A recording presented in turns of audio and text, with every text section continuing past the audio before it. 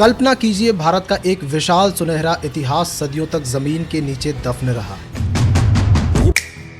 एक ऐसा इतिहास जिसे कभी जानबूझकर तो कभी अनजाने में हमने खो दिया। लेकिन जब जब यह मिट्टी हटती है तो सामने आती है एक ऐसी कहानी जो हमारे वर्तमान को बदल देती है। हम बात कर रहे हैं भारत के राष्ट्रीय गौरव अशोक स्तंभ की, जो लगभग 1000 साल तक जमीन में दफन रहा और जब सामने आया तो भारत का राजकीय चिन्ह बन गया। बौद्ध भारत का अधिकांश इतिहास जमीन में दफन है, कभी जाने में और कभी अनजाने में। यह जमीन खोदकर इतिहास सामने आता रहता है। मिसाल के तौर पर सारनाथ के इतिहास को ही ले लीजिए। बात है 1794 की। तब काशी के राजा चेत सिंह थे और उनके दीवान जगत सिंह थे। चेत सिंह और जगत सिंह के नाम पर बनारस में 2 मोहल्ले हैं, एक चेतगंज और दूसरा जगतगंज। उस समय जगतगंज के इलाके में जगत सिंह को मार्केट और इमारतें बनानी थी।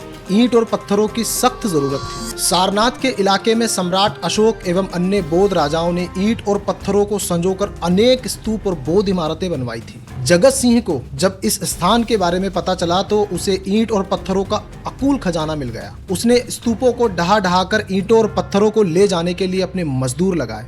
सारनाथ की अनेक बौद्ध इमारतें बर्बाद हो गई।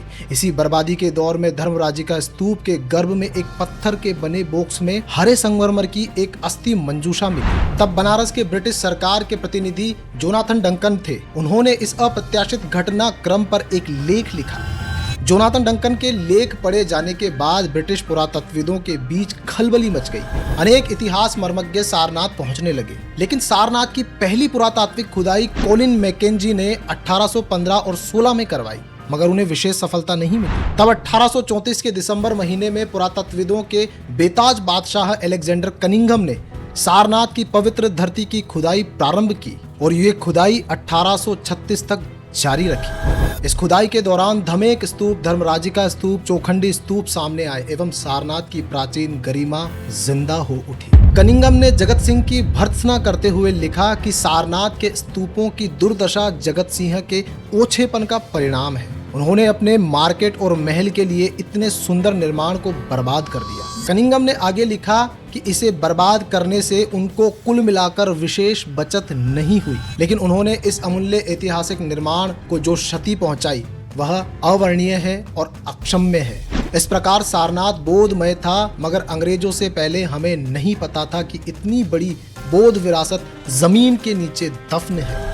इसी सारनाथ की धरती के नीचे भविष्य में भारत का राजकीय चिन्ह घोषित होने वाला राष्ट्रीय प्रतीक जमीन में दफन था और इस स्तंभ की खोज फ्रेडरिक ऑस्कर ओर्टेल ने की थी। वे जर्मनी में एक होनहार व्यक्ति थे। तो हुआ यूं, ओर्टेल सिविल इंजीनियर थे। तब बनारस में पोस्टिंग थी। उस समय सारनाथ खुदाई का एक महत्वपूर्ण केंद्र बना हुआ था। ओर्टेल को 1903 में सारनाथ की खुदाई करने की अनुमति मिली। कड़ाके की ठंड में दिसंबर 1904 में उन्होंने खुदाई शुरू की। साल 1905 के मार्च महीने की वह 15 तारीख थी।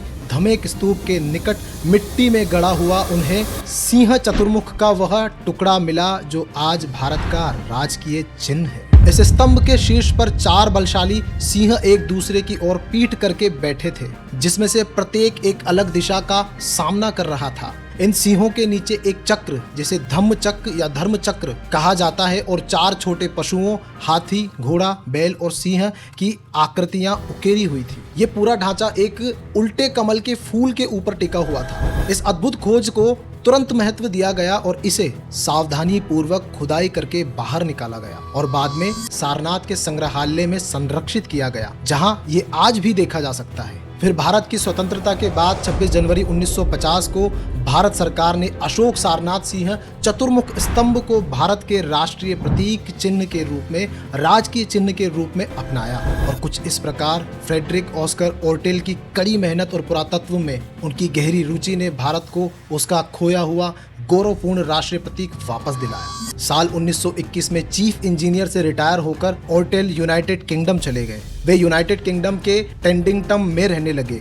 वहां उन्होंने अपने घर का नाम सारनाथ रखा था, जो उनके सारनाथ के प्रेम को दर्शाता है। जानकारी अगर महत्वपूर्ण लगी हो तो मैंने सारनाथ का पूरा इतिहास इससे पहले वाले वीडियो में बताया है, आप उसे देख सकते हैं। वीडियो अगर अच्छी लगी हो, यहाँ तक आए हो तो इसे लाइक करें, कमेंट करें, चैनल पर नए हो तो सब्सक्राइब करें और आप चैनल को सपोर्ट करने के लिए मेरे चैनल को ज्वाइन भी कर सकते हैं। अभी के लिए धन्यवाद।